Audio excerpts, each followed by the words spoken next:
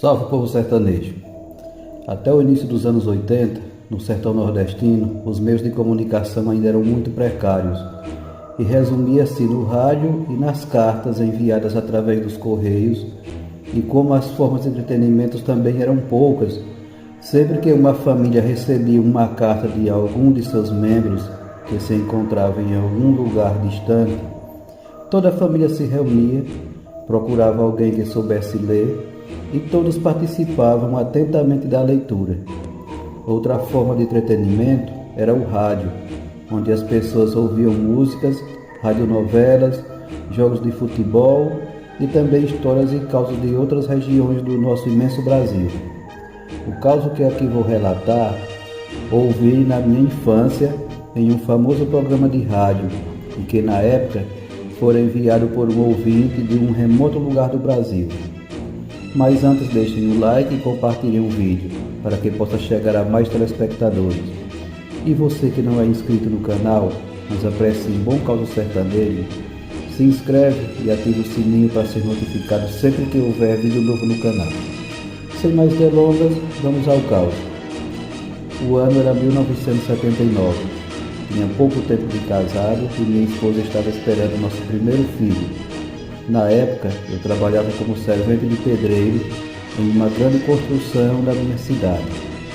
Sempre fui apaixonado por pescaria de anzol e aproveitava os finais de semana para passar ao menos uma noite pescando na beira de um rio que ficava a 14 quilômetros da minha residência. Às vezes levava um grupo de amigos, outras vezes ia sozinho, mas dificilmente passava um final de semana sem minha pescaria. No dia do fato acontecido, que até hoje me arrepio só de lembrar, era uma sexta-feira. Tinha deixado na noite anterior tudo preparado para minha pescaria, pois ia passar o dia trabalhando e somente no final da tarde é que eu iria pescar.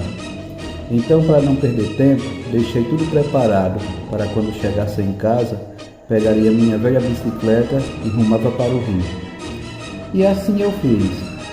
Fora um detalhe, que na noite anterior tive um sonho horrível que contei para minha esposa e ela me pediu que não fosse à pescaria, pois o sonho poderia ser um presságio ruim. Porém, até aquele fatídico dia, eu nunca acreditei em presságios. Quando estava saindo para o rio, minha esposa ainda me perguntou se eu ia sozinho. Respondi que sim. E saí rapidamente para não dar tempo a ela de tentar me convencer de não ir. No meio do percurso, havia um local onde tinha roças de cada lado da estrada, formando assim um beco estreito de aproximadamente 3 metros de largura e meio quilômetro de extensão. Quando eu estava no meio do beco, senti uma sensação estranha, como se alguém me observasse. Também senti um cheiro estranho que não consegui identificar o que seria. Ainda parei a bicicleta e dei uma olhada para trás, mas não vi nada. Após esse beco, percorri mais 3 quilômetros e finalmente cheguei no local da pescaria. Como saí de casa atrasado, então já era noite, quando cheguei no rio. Aparentemente tudo estava tranquilo, como das outras vezes que eu estivera ali pescando. Desci da bicicleta e comecei a preparar os anzóis. Coloquei as iscas e comecei a colocar um por um na água. Logo a escuridão tomou conta do local, e assim que terminasse de colocar os anzóis, ia procurar uns gravetos para acender um fogo. Porém, antes de terminar de amar todos os anzóis, me veio aquela sensação estranha de que havia mais alguém ali além de mim. Olhei as trevas que me rodeavam e perguntei: "Tem alguém aí?" Mas nada, não obtive resposta. Saí da água e comecei a procurar nos meus pertences até encontrar minha lanterna. Iluminei com a lanterna por tudo quanto era lado, porém não havia ninguém ali, além de mim. Mas então que sensação estranha era aquela? Já que estivera naquele local sozinho à noite inúmeras vezes e nunca havia sentido aquilo. Apaguei a lanterna e fui terminar de colocar os anzóis. Em seguida peguei a lanterna novamente e fui procurar lenha para acender um fogo. Porém, mais uma vez, o pavor tomou conta de mim. Parece que ouvi um barulho atrás de mim. Virei e iluminei com a lanterna, mas não vi nada. Nesse momento o medo era tanto que meu corpo tremia inteiro. Resolvi então sair dali. Voltei para o rio e comecei a tirar os anzóis, mas o meu pavor só aumentava. Então saí do rio sem tirar todos os anzóis. Coloquei todos na mochila, peguei a bicicleta e rumei de volta para casa.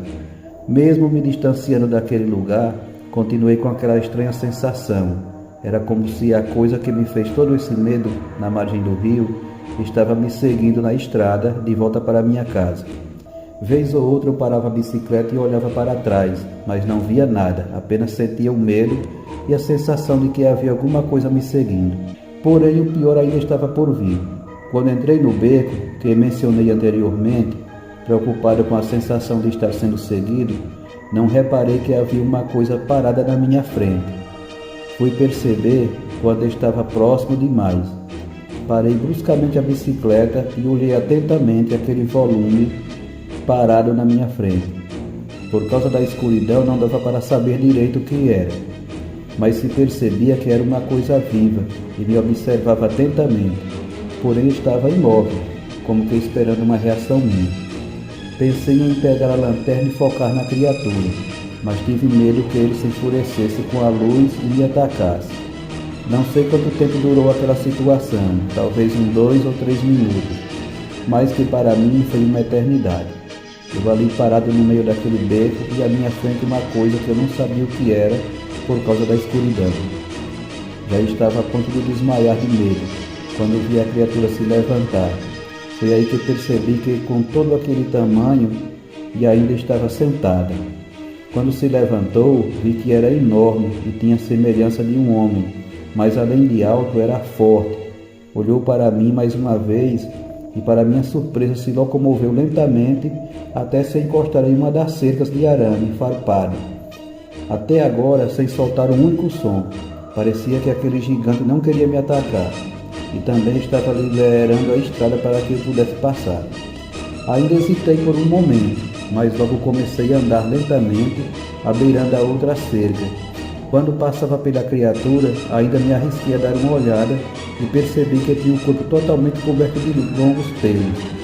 Depois que saí do beco e fui me distanciando daquele lugar, o medo foi passando e comecei a acalmar os nervos. Cheguei em casa e contei tudo para minha esposa, que ainda me repreendeu por não ter atendido ao seu pedido de não ir à pescaria. Depois desse acontecimento, ainda continuei pescando, mas durante o dia. Nunca mais passei uma noite na beira do rio, nem com os amigos e muito menos sozinho.